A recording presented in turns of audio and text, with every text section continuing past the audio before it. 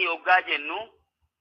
egaa hujii inni raawwate sanit deebifna namticha gumnummaa hojjete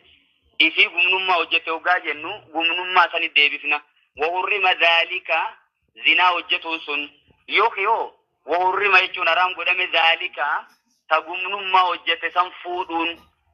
isa gumnummaa hojjetu san isiin qulqulluun heerumuun haraam godhame bakka lachuutu deebisuu dandeenyaa janamma